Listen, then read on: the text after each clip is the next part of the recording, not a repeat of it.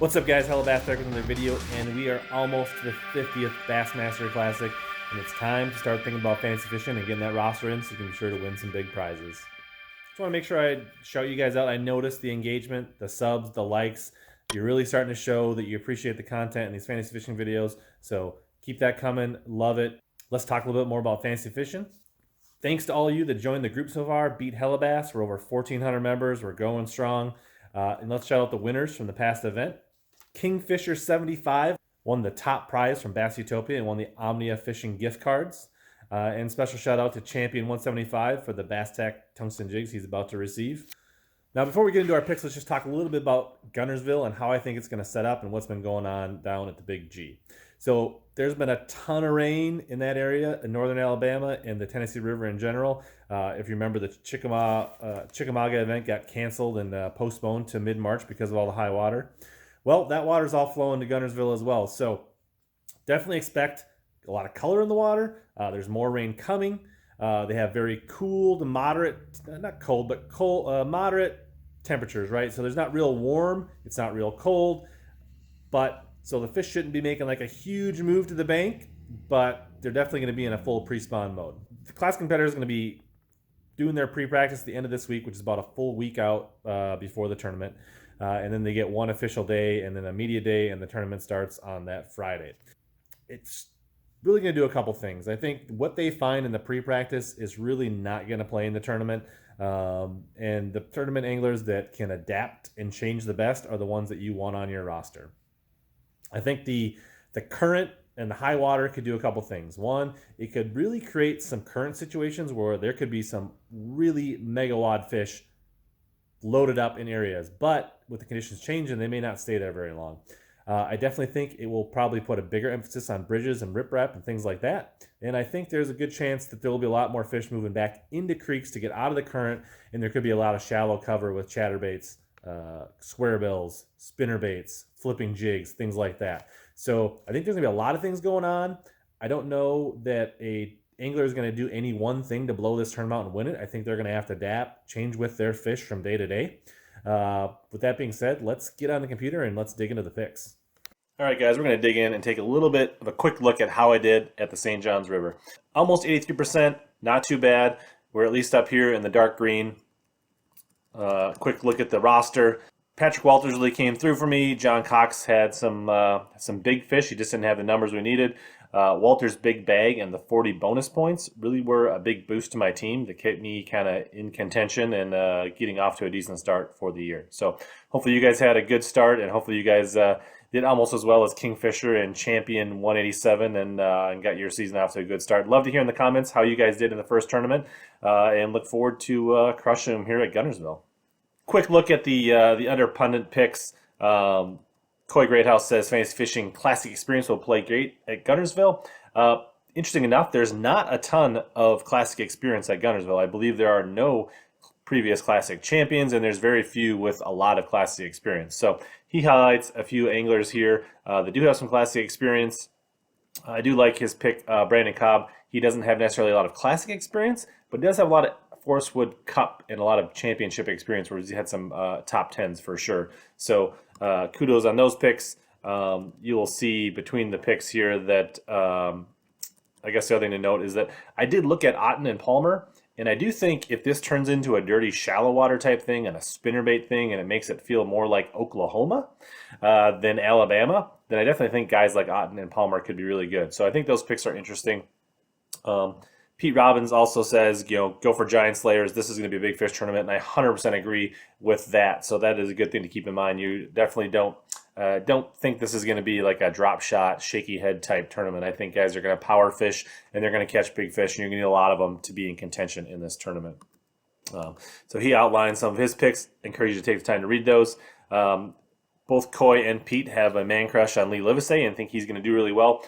There is a lot of data and suggestions that East Texas fishermen tend to figure things out on Guntersville, and that may be true, so I do think that pick is not completely off base. The only thing is, with all the high water and all the mud, I don't know if that will counteract some of that grass fishing experience and bring more current in the situation. May throw some of that old rule of thumb out with the East Texas guys doing really well on Guntersville.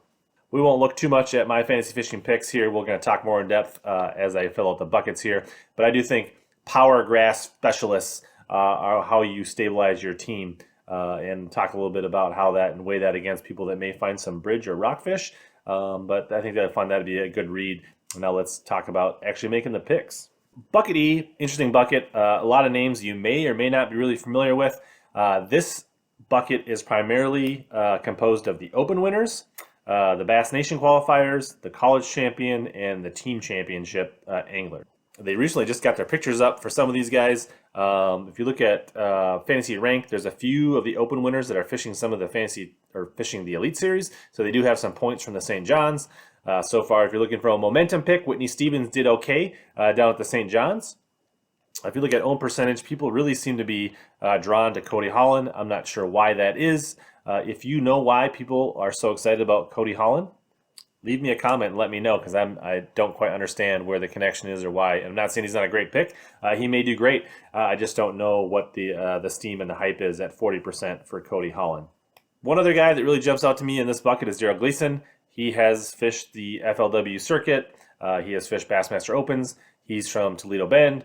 He should understand grass. He's an East Texas guy, so it could make a lot of sense when he gets to Guntersville.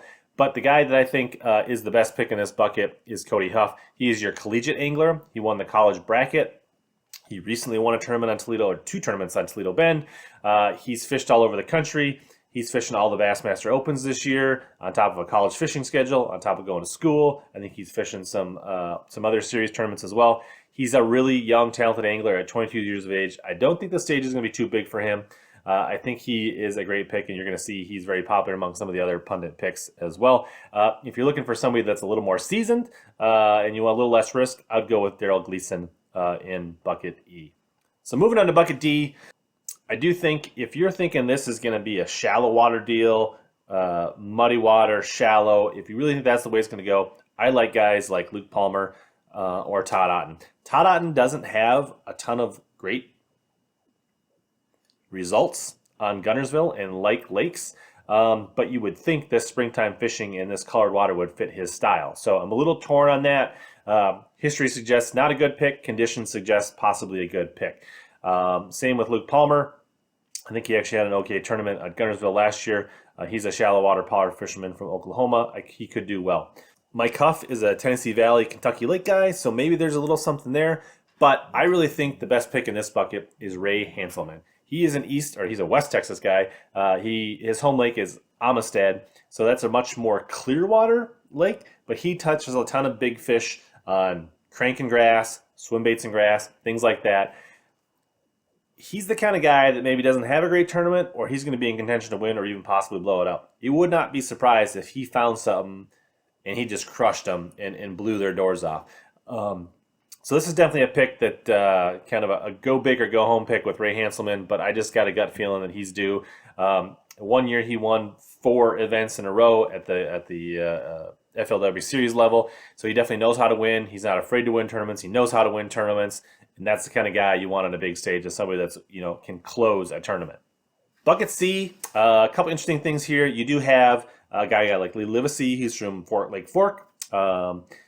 Chad Pipkins did well on Lake Fork. He's shown the ability to start to understand these offshore grass fisheries and kind of get him on his Demiki crankbait. Brandon Card's from the TVA Lakes.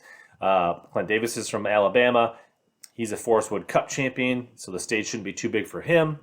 So all those could be good picks. I wouldn't rule out somebody like Jason Williamson. There's a lot of good anglers in here, but for some reason, to me, it really feels right to pick Patrick Walters. He seems to be a really strong spring fisherman. He's shown that through his career. He's coming off a great finish at St. John's. He started out last year really great. I expect him to just be ready to fish the conditions. He's young. He's versatile. He can fish shallow. He can fish deep. I expect him to roll with the punches and just have a really solid tournament, and I think he's a really safe pick in bucket C. One thing else to mention, last year, the people that did best in fantasy fishing found 1 or 2 anglers to really latch onto and ride through the season. And I kind of feel like Patrick Walters might be my angler this year, so we'll see if that pans out and continues. Bucket B, we're starting to get into kind of the heavier hitters, the bigger veterans, guys with a lot longer resumes. Some interesting picks here. I think John Cruz is fishing really good right now. I think he could be good. Brandon Cobb has shown up big in Forest Wood Cup top 10s. I don't think you can count out Drew Penton. He just come off a recent baby, or his wife had a baby, so he's a new dad. And there's just something about professional fishing. When anglers have a baby or a new addition to their life like that, they fish really well for a short period of time. I don't know if it's like mama bear, papa bear, protective, need to provide for your family, but there's something about anglers just coming out and having big tournaments right after having kids. That being said, there's a lot of good anglers in here. Cliff Perch had a really good classic last year on the TVA, things like that. Paul Mueller almost won this in 2014, only beat by Randy Howell. He has the biggest bag in classic history. If he had not stumbled and only caught 4 small fish on day 1, he could have possibly blown out the last classic. So I think if you're looking for somebody with experience at this similar time of year, just like 2 weeks earlier, I mean, Mueller is an obvious pick in that respect. But for me, I really think that I'm going for a veteran, somebody that's rock solid, somebody that's fished a ton of tournaments. I'm going Stetson Blaylock. He understands deep fishing. He understands to fish shallow. I think not a lot of people are thinking about him, and I think he's a really solid pick. I was really torn. I think Mueller and Blaylock could watch the conditions, see how practice goes. I could see myself maybe even going with Dobbins Pro, Paul Mueller at last minute. But a lot of good anglers here, a lot of good options. Maybe this is the first time a Canadian wins a tournament. You can go with somebody like Chris Johnson. All right, Bucket A. This is where the favorites are. A lot of veteran anglers here, big fish specialists. Canterbury is the overwhelming favorite. He's from Alabama. He's definitely not afraid to get up shallow, fish a buzzbait, fish a spinnerbait, flip a jig. So these conditions really seem to be setting up to go into his wheelhouse. So if you want to go chalk, play it safe, I think Canterbury is an excellent pick. Some of the other pundits really like Zaldane.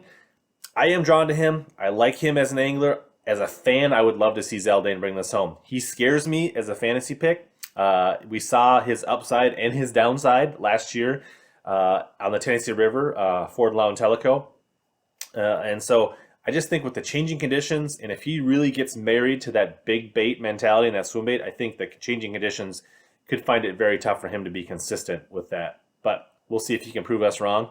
I really think overall in this tournament, if you think where the last 2014 Classic left off in 2014, where the last day the bridges turned on, Jordan Lee got into the mats and started catching them. There was like this transitional shift to a shallower bite, and the fish really started moving. I think that's where we're picking up this tournament. So I expect this to be a really good tournament.